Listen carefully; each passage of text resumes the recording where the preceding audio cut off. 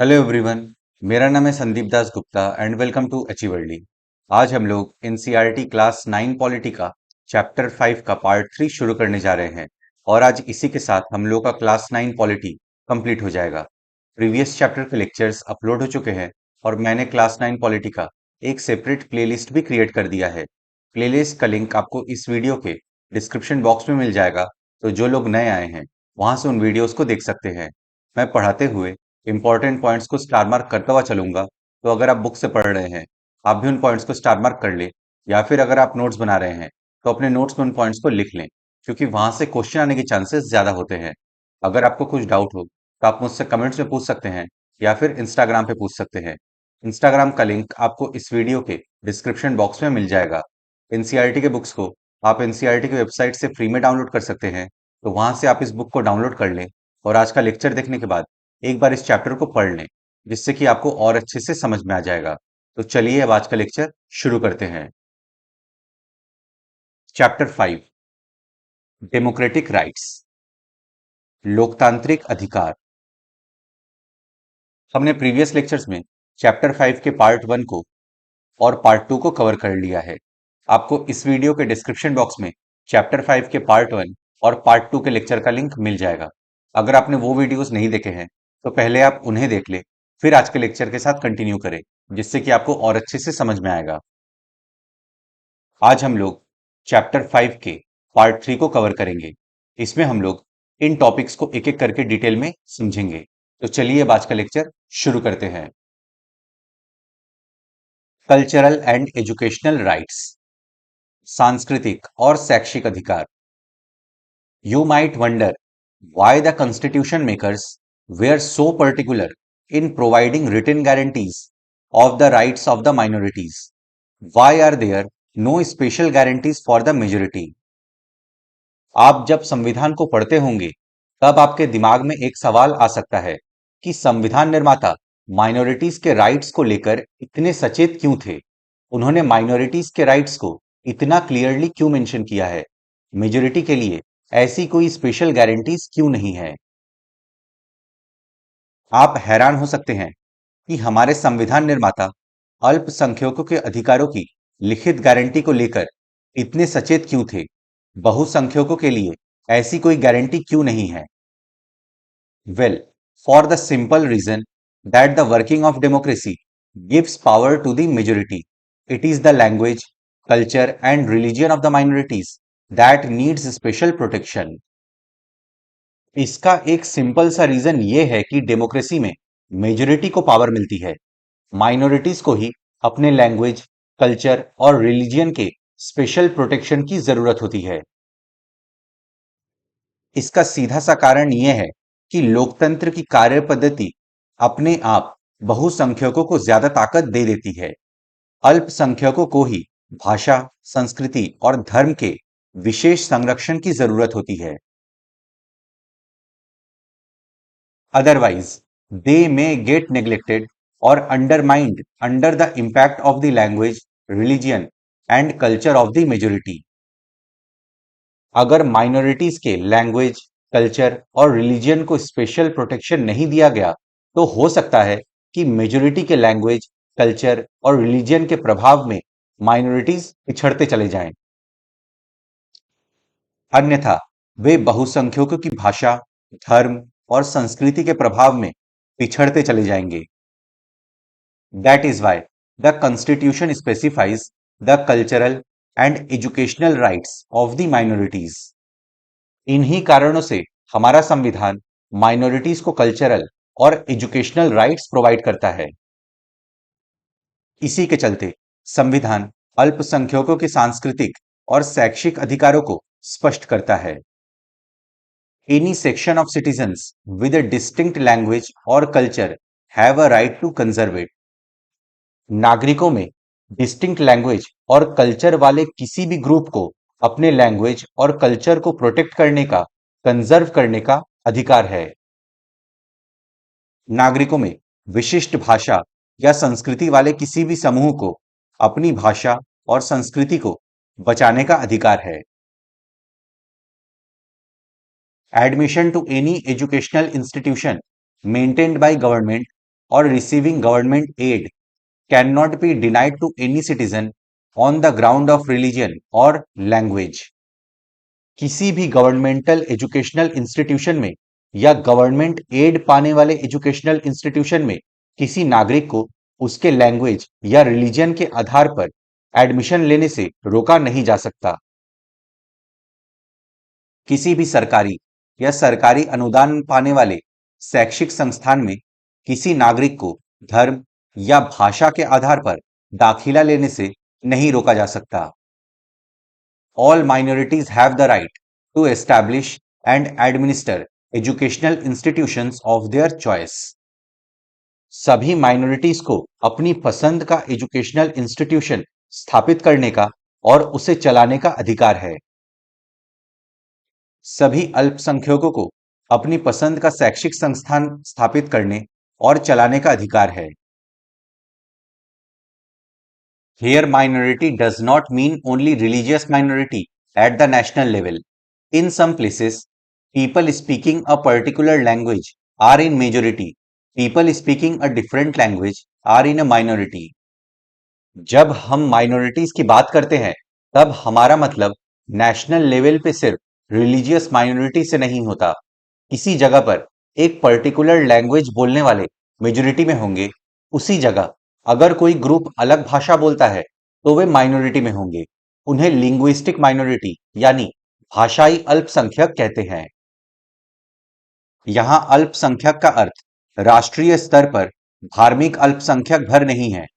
किसी स्थान पर एक खास भाषा को बोलने वालों का बहुमत होगा, वहां अलग भाषा बोलने वाले अल्पसंख्यक होंगे। For example, Telugu speaking people form a majority in Andhra Pradesh, but they are a minority in the neighboring state of Karnataka. For example, Andhra Pradesh में तेलुगु बोलने वाले मेजोरिटी में हैं, बट पड़ोसी राज्य कर्नाटक में तेलुगु बोलने वाले माइनॉरिटी में हैं। जैसे आंध्र प्रदेश में तेलुगु बोलने वालों का बहुमत है, पर कर्नाटक में वे अल्पसंख्यक हैं। Sikhs constitute a majority in Punjab, but they are a minority in Rajasthan, Haryana and Delhi. Punjab में सिख मेजोरिटी में है, बट राजस्थान, हरियाणा और दिल्ली में सिख माइनॉरिटी हैं। पंजाब में सिख बहुसंख्यक हैं, पर राजस्थान, हरियाणा और दिल्ली में वे अल्पसंख्यक हैं। अब हम लोग का नेक्स्ट टॉपिक है, how can we secure these rights. हमें ये अधिकार कैसे मिल सकते हैं।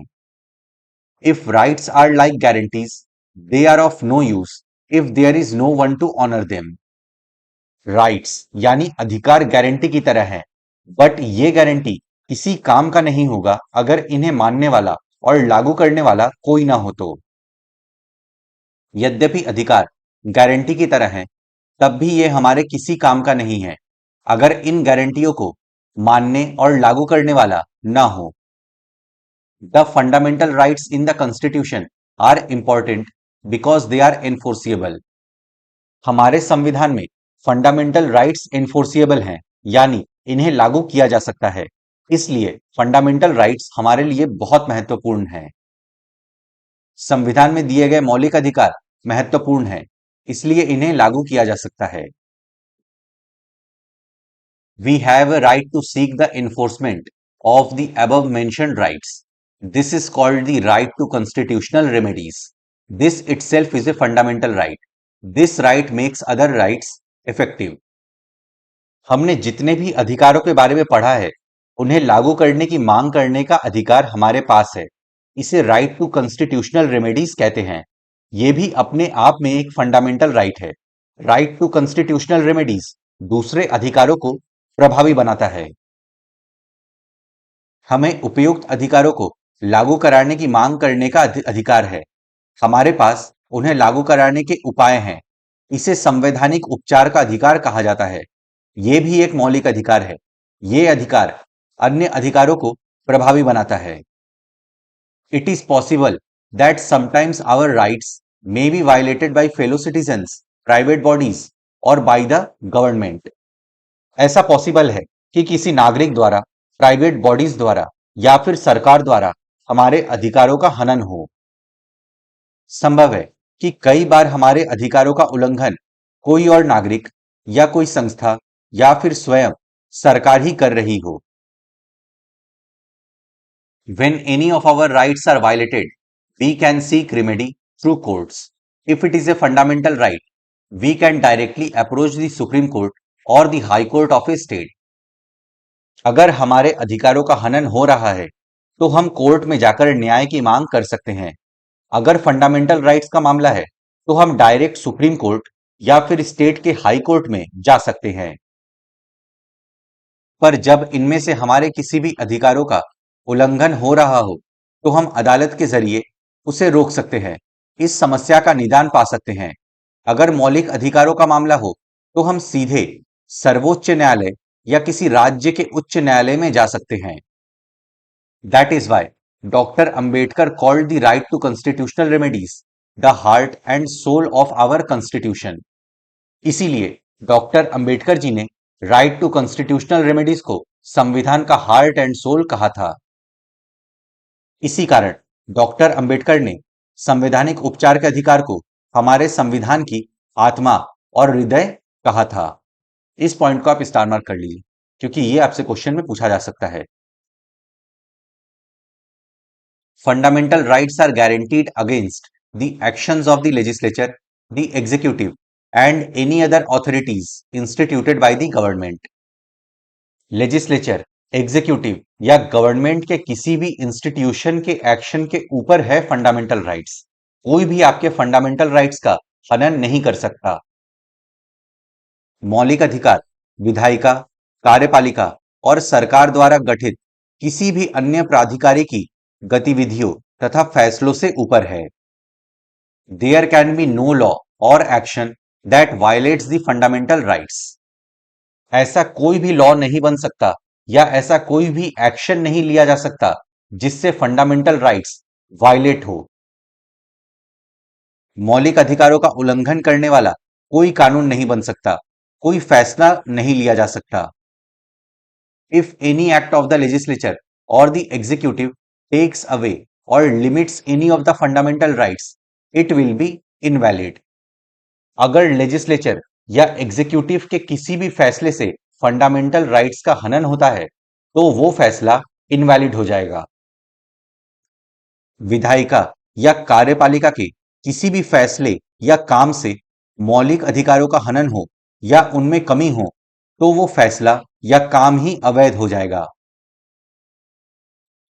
We can challenge such laws of the central and state governments, the policies and actions of the government or the governmental organizations like the nationalized banks or electricity boards. अगर central and state government के किसी law के कारण या फिर government के किसी policy या एक्शन के कारण या फिर किसी गवर्नमेंटल ऑर्गेनाइजेशन जैसे नेशनलाइज्ड बैंक्स या इलेक्ट्रिसिटी बोर्ड के किसी फैसले के कारण हमारे फंडामेंटल राइट्स का हनन होता है, तो हम ऐसे केसेस को, पॉलिसी को या ऐसे फैसले को कोर्ट में चैलेंज कर सकते हैं। हम केंद्र और राज्य सरकारों द्वारा बनाए गए ऐसे कानूनों को, उनकी नीतियों और फैसलों को या राष्ट्रीयकृत बैंक या बिजली बोर्ड जैसी उनके द्वारा गठित संस्थाओं की नीतियों और फैसलों को चुनौती दे सकते हैं। Courts also enforce the fundamental rights against private individuals and bodies. अगर कोई व्यक्ति या प्राइवेट बॉडी फंडामेंटल राइट्स का हनन करती है, तो कोर्ट उस मामले में दखल दे सकती है और फंडामेंटल राइट्स को इन्फोर्स करने के लिए कह सकती है।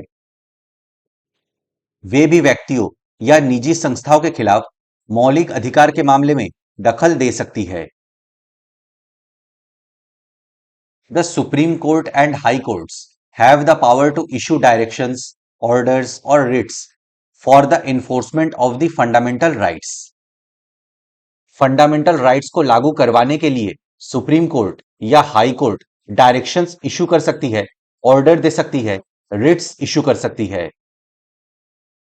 सर्वोच्च न्यायालय या उच्च न्यायालय को मौलिक अधिकार लागू कराने के मामले में निर्देश देने, आदेश या रिट जारी करने का अधिकार है।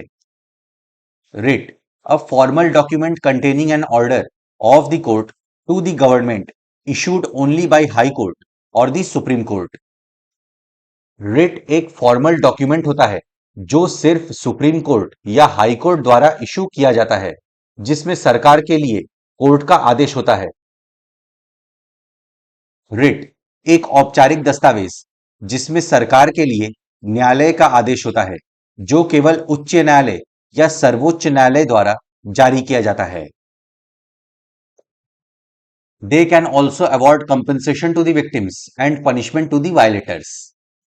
कोर्ट्स विक्टिम्स को कंपेंसेशन दिलवा सकती है और गलती करने वालों को पनिशमेंट दिलवा सकती है। अदालतें गड़बड़ी का शिकार होने वालों को हर्जाना दिलवा सकती है और गड़बड़ी करने वालों को दंडित कर सकती है। We have already seen in chapter 4 that the judiciary in our country is independent of the government and the parliament. हमने चैप्टर 4 में समझा था कि हमारे देश में जुडिशियरी गवर्नमेंट और पार्लियामेंट से इंडिपेंडेंट है। अध्याय 4 में हमने देखा है कि हमारे देश की न्यायपालिका सरकार और संसद से स्वतंत्र है। We also noted that our judiciary is very powerful and can do whatever is needed to protect the rights of the citizens. हमने उसमें यह भी समझा था कि जुडिशियरी बहुत पावरफुल है और नागरिकों के अधिकारों की रक्षा करने के लिए जो कुछ भी जरूरी है वो करने में जुडिशियरी सक्षम है। हमने यह भी देखा है कि न्यायपालिका बहुत शक्तिशाली है और नागरिकों के अधिकारों के लिए जो कुछ जरूरी हो वो करने में सक्षम है। In case of any violation of a fundamental right, the aggrieved person can go to a court for remedy. अगर किसी व्यक्ति के फंडामेंटल राइट्स का हनन हुआ है तो वो न्याय पाने के लिए कोर्ट में जा सकता है। मौलिक अधिकारों का हनन के मामले में कोई भी पीड़ित व्यक्ति न्याय पाने के लिए तुरंत अदालत में जा सकता है। But now any person can go to court against the violation of the fundamental right if it is of social or public interest. It is called public interest litigation. अगर मामला सामाजिक है या पब्लिक इंटरेस्ट में है तो fundamental rights के violation के मामले में कोई भी व्यक्ति पब्लिक इंटरेस्ट लिटिगेशन के थ्रू कोर्ट में जा सकता है। पब्लिक इंटरेस्ट लिटिगेशन को हिंदी में जनहित याचिका कहते हैं। पर अब अगर मामला सामाजिक या सार्वजनिक हित का हो तो ऐसे मामलों में मौलिक अधिकारों के उल्लंघन को लेकर कोई भी व्यक्ति अदालत में जा सकता है। ऐसे मामलों को जनहित याचिका के माध्यम से उठाया जाता है। Under the PIL, any citizen or group of citizens can approach the supreme court or a high court for the protection of public interest against a particular law or action of the government. Public interest litigation के under government के किसी law या action के खिलाफ public interest को protect करने के लिए कोई भी सिटीजन या group of citizen supreme court या हाई कोर्ट में जा सकता है। इसमें कोई भी व्यक्ति या समूह सरकार के किसी कानून या काम के खिलाफ सार्वजनिक हितों की रक्षा के लिए सर्वोच्च न्यायालय या किसी उच्च न्यायालय में जा सकता है। One can write to the जजेस even on post card the court will take up the matter if the judges find it in public interest. ऐसे केस में कोई अगर जजेस को पोस्ट कार्ड भी भेजते हैं और उसमें मैटर पब्लिक इंटरेस्ट में हुआ तो जजेस उस केस को कोर्ट में सुनवाई के लिए विचार कर सकती है। ऐसे मामले जज के नाम पोस्ट कार्ड पर लिखी अर्जी के माध्यम से भी उठाए जा सकते हैं। अगर न्यायाधीशों को लगे कि सचमुच इस मामले में सार्वजनिक हितों पर चोट पहुंच रही है तो वे मामले को विचार के लिए स्वीकार कर सकते हैं। अब हम लोग का नेक्स्ट टॉपिक है नेशनल ह्यूमन राइट्स कमीशन, राष्ट्रीय मानव अधिकार आयोग।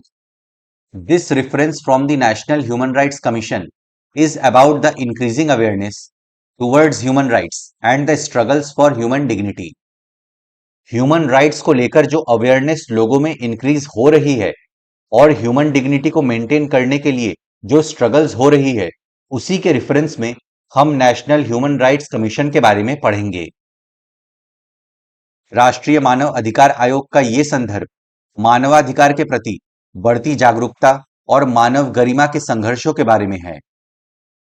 many cases of human rights violations in diverse fields, for instance, Gujarat riots, are being brought to the public notice from across India. विभिन्न क्षेत्रों में मानवाधिकार उल्लंघनों के गुजरात दंगे जैसे कई मामले हैं।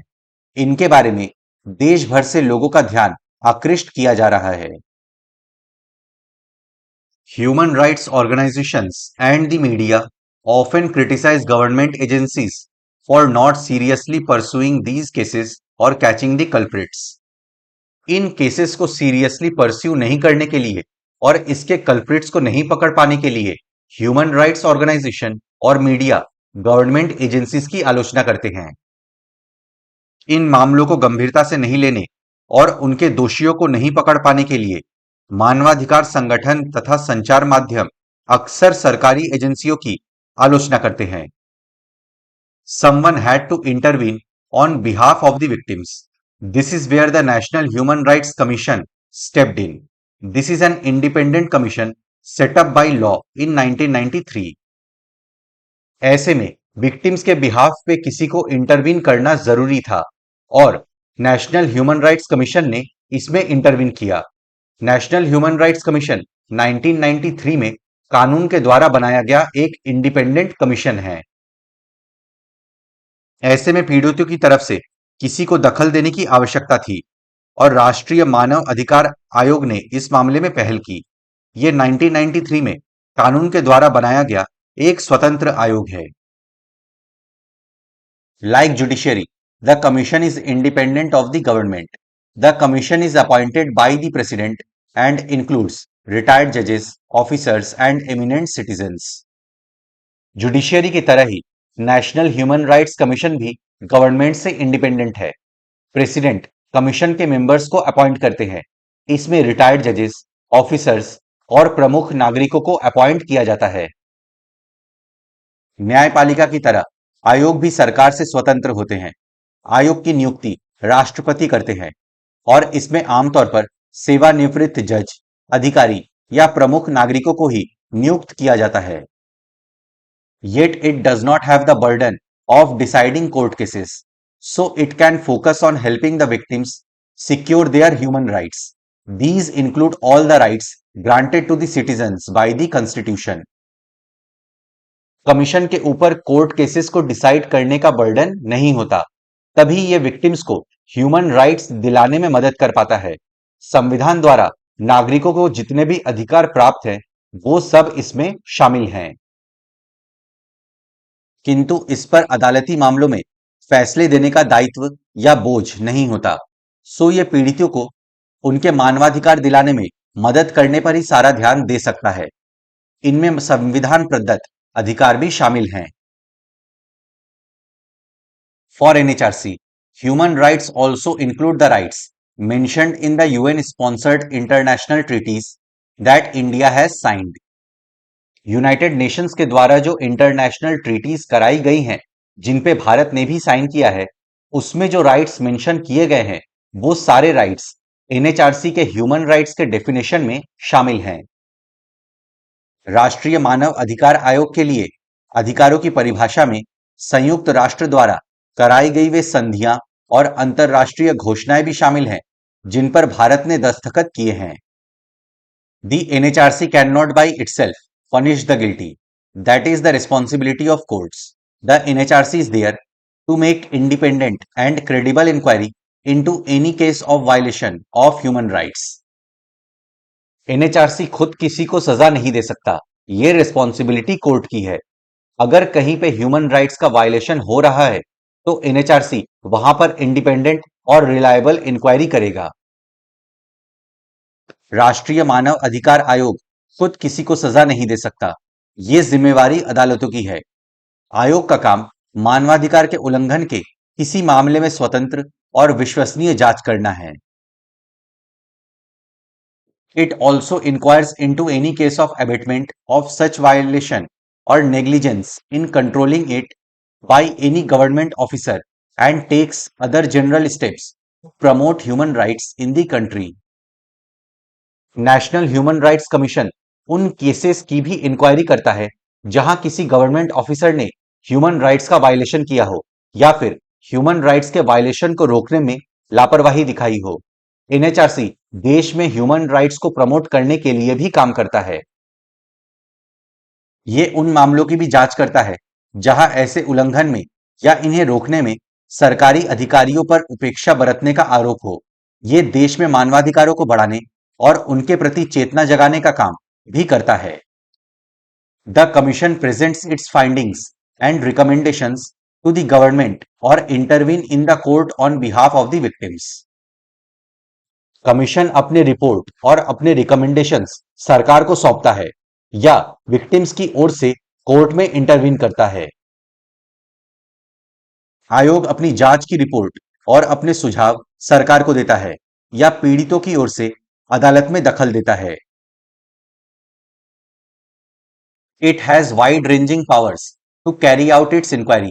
Like any court, it can summon witnesses, question any government official, demand any official paper, visit any prison for inspection, or send its own team for on-the-spot inquiry.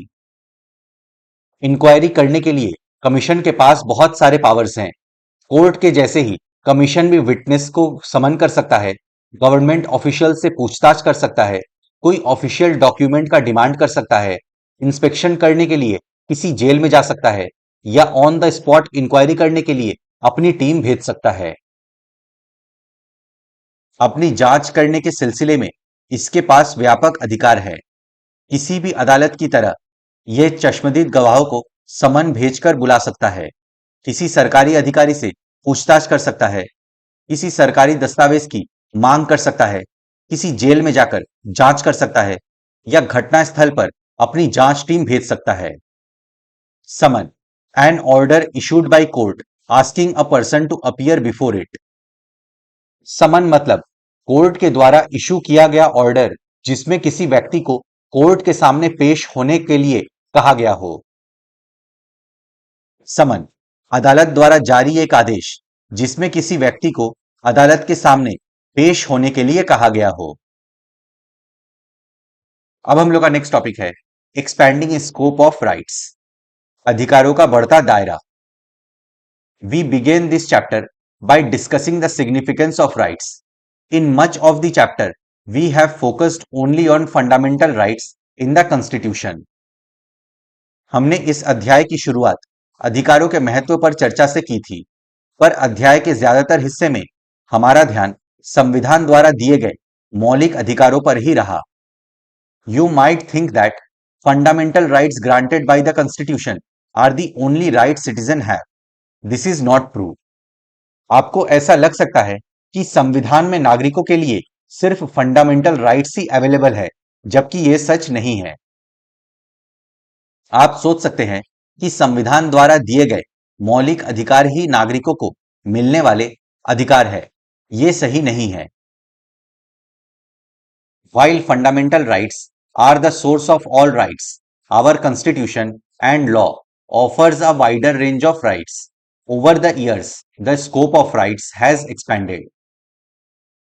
Fundamental rights बाकी सारे राइट्स का source है। हमारा संविधान, हमारे कानून हमें और राइट्स प्रोवाइड करते हैं। ओवर द ईयर्स इन अधिकारों का दायरा भी बढ़ा है। मौलिक अधिकार बाकी सारे अधिकारों के स्रोत हैं। हमारा संविधान और हमारे कानून हमें और बहुत सारे अधिकार देते हैं और साल दर साल अधिकारों का दायरा बढ़ता गया है। Sometimes it leads to expansion in the legal rights that the citizen can enjoy. कभी-कभी इससे लीगल राइट्स का दायरा भी बढ़ता है जिसे नागरिक एंजॉय कर सकते हैं। कभी-कभी इससे उन कानूनी अधिकारों का विस्तार होता है जिनका नागरिक आनंद ले सकते हैं। From time to time, the courts give judgments to expand the scope of rights. Certain rights, like right to freedom of press, right to information and right to education are derived from the fundamental rights. Time to time court के judgement से भी अधिकारों का दायरा बढ़ा है। कुछ rights fundamental rights से डिराइव हुए हैं, जैसे freedom of press, right to information, right to education etcetera. ये अधिकार मौलिक अधिकारों से ही निकले हैं। समय समय पर अदालतों ने ऐसे फैसले दिए हैं जिनसे अधिकारों का दायरा बढ़ा है। प्रेस की स्वतंत्रता का अधिकार, सूचना का अधिकार और शिक्षा का अधिकार जैसी चीजें मौलिक अधिकारों का ही विस्तार हैं, उन्हीं से निकली हैं। Now school education has become a right for Indian citizens. The governments are responsible for providing free and compulsory education to all children up to the age of 14 years.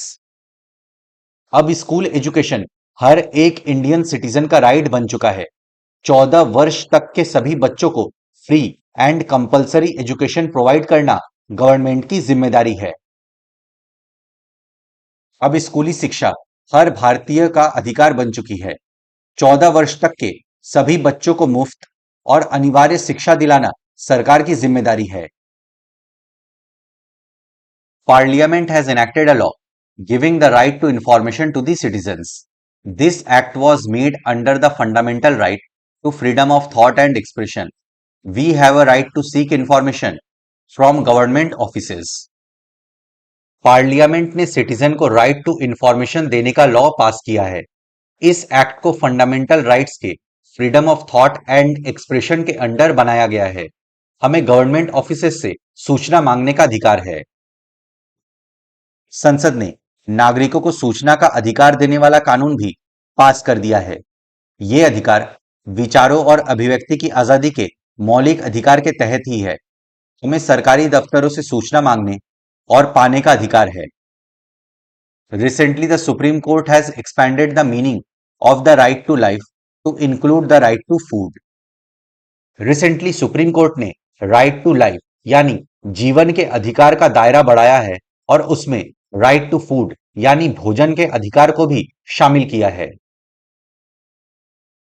हाल में ही सर्वोच्च न्यायालय ने जीवन के अधिकार को नया विस्तार देते हुए उसमें भोजन के अधिकार को भी शामिल कर दिया है। Also, rights are not limited only to fundamental rights as enumerated in the Constitution. Constitution provides many more rights which may not be fundamental rights. जब हम अधिकारों की बात करते हैं तब संविधान में सिर्फ फंडामेंटल राइट्स ही नहीं है बल्कि उसमें और भी दूसरे अधिकार हैं। साथ ही अधिकारों का दायरा संविधान द्वारा दिए गए मौलिक अधिकारों तक ही सीमित नहीं है।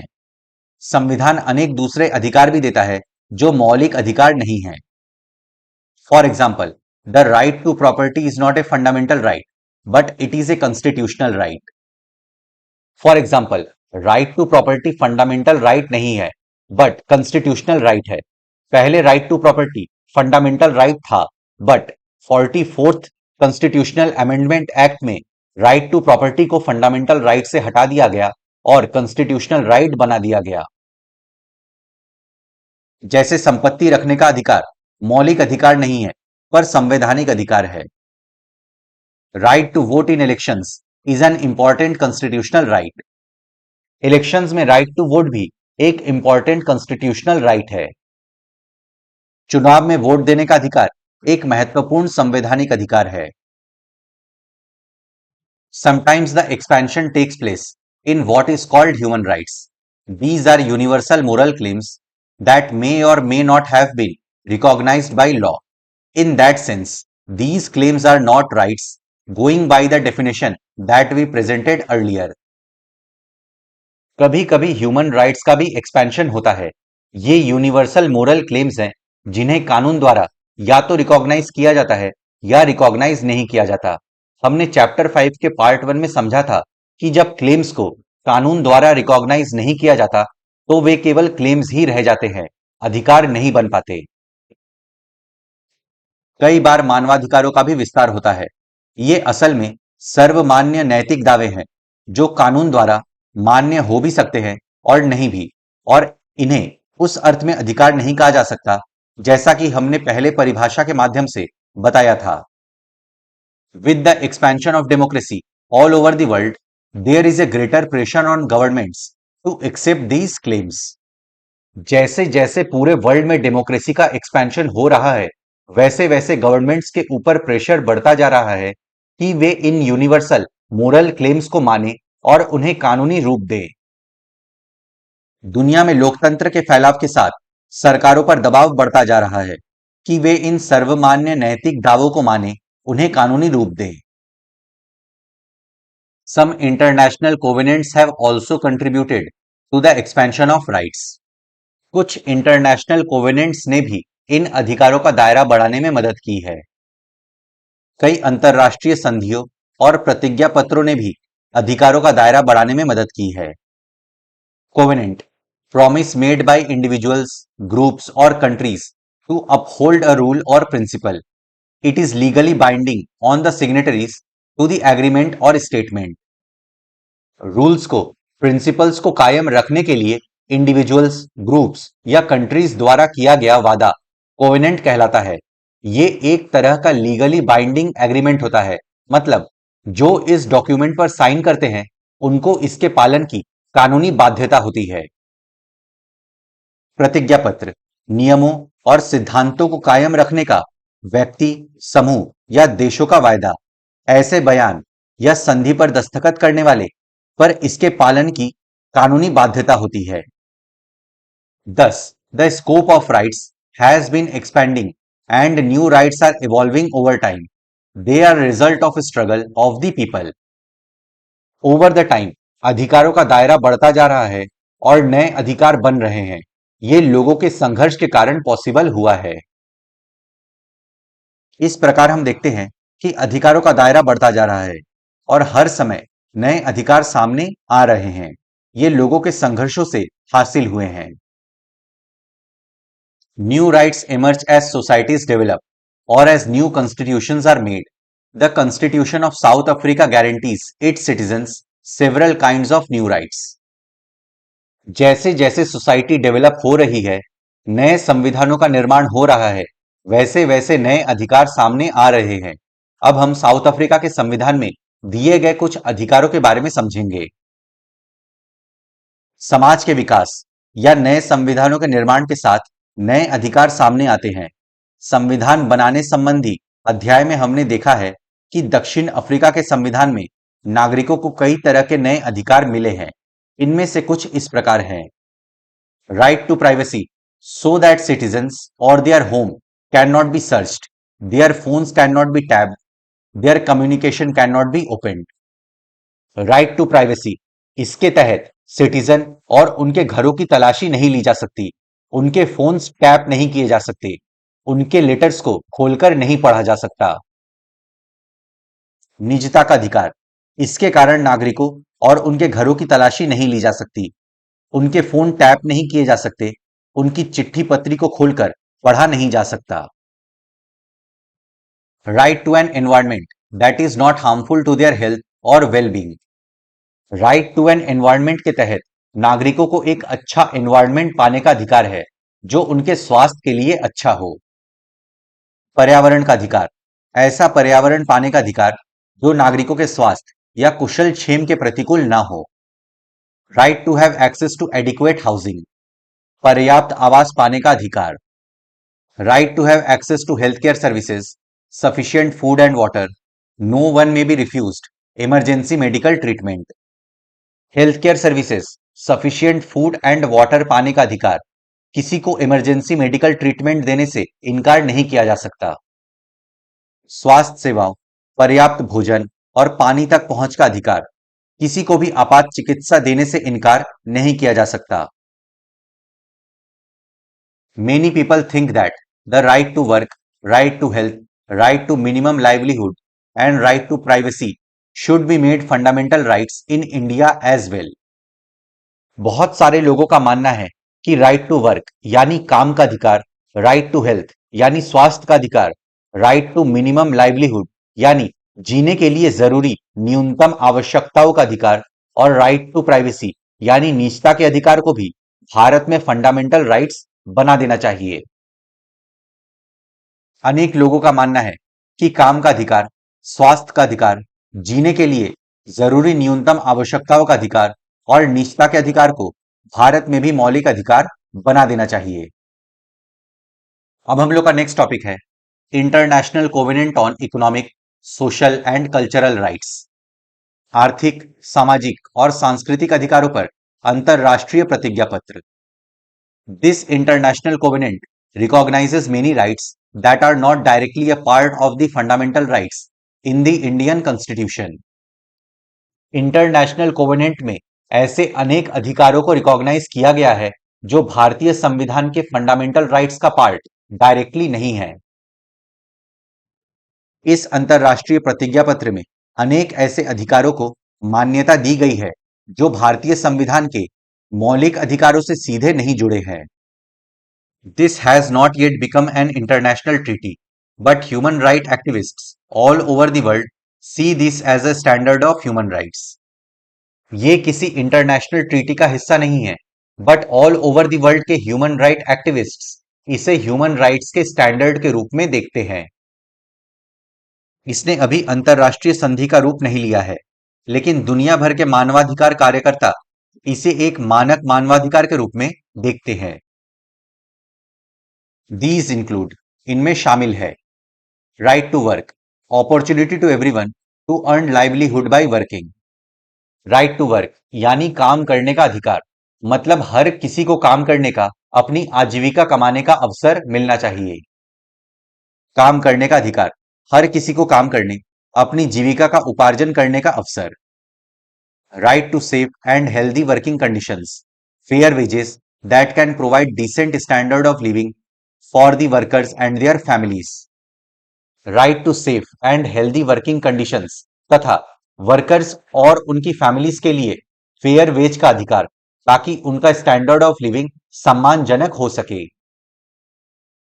काम करने के सुरक्षित और स्वास्थ्यप्रद माहौल का अधिकार तथा मजदूरों और उनके परिवारों के लिए सम्मानजनक जीवन स्तर लायक उचित मजदूरी का अधिकार। Right to adequate standard of living including adequate food, clothing and housing. समुचित जीवन स्तर जीने के अधिकार में पर्याप्त भोजन, कपड़ा और मकान का अधिकार शामिल है। Right to social security and insurance, social security और इंश्योरेंस का अधिकार। सामाजिक सुरक्षा और बीमा का अधिकार। Right to health, medical care during illness, special care for women during child birth and prevention of epidemics. Right to health के तहत बीमारी में मेडिकल केयर का अधिकार, बर्थ के समय महिलाओं का स्पेशल केयर का अधिकार, एपिडेमिक्स का प्रिवेंशन शामिल है। स्वास्थ्य का अधिकार, बीमारी के समय इलाज, प्रजनन काल में महिलाओं का खास ख्याल और महामारियों से रोकथाम। Right to education, free and compulsory primary education, equal access to higher education. Right to education के तहत free and compulsory primary education, higher education के लिए इक्वल एक्सेस। शिक्षा का अधिकार, मुफ्त एवं अनिवार्य प्राथमिक शिक्षा, उच्चतर शिक्षा तक समान पहुंच। तो फ्रेंड्स, इसी के साथ हम लोग का चैप्टर 5 समाप्त होता है और इसी के साथ हम लोग का क्लास 9 पॉलिटी भी समाप्त होता है। मैं आशा करता हूं कि आपको सब कुछ समझ में आ गया होगा। अगर आपको फिर भी कुछ डाउट है तो आप मुझसे कमेंट से पूछ सकते हैं या फिर इंस्टाग्राम पे पूछ सकते हैं। अपने फ्रेंड्स के साथ इस वीडियो को शेयर करें। वीडियो पसंद आए तो लाइक करें, चैनल को सब्सक्राइब करें। मैं मिलता हूं आपसे नेक्स्ट लेक्चर में। Good day to everyone. जय हिंद।